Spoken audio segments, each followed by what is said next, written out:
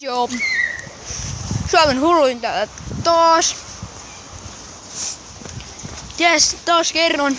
Siis... Sori. Tää ei ollut tarkoitus, mut... Niin, mut... Siis... Mä kuvasin tänään jo yhden videon. Se, joka tuli teille jo tilaukset, joka on tilannut. Niin. Niin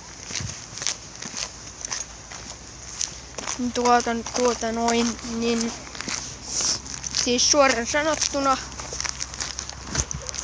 tämä koulumatka, siis tää on sama jakso, tää on sama versio, tää on koulumatka, nyt me ollaan vähän eri paikassa, mä oon reilu tunnin tässä jo kävellyt, mut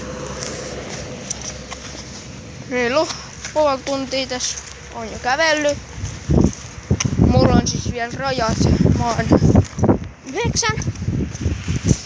Tässä mä paljastin mun iän. Niin mä oon 9.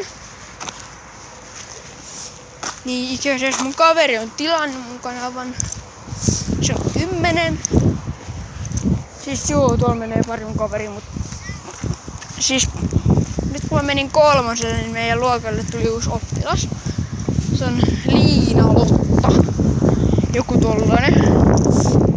Sitten mä muistankin kaikki muut ulkoa ja Liina-Lotan jo.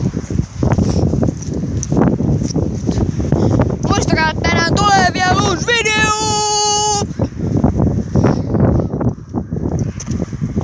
Niin. Tää... No okei, se oli Suomen hulluin tässä taas. Ja tää video oli tässä. Moikka!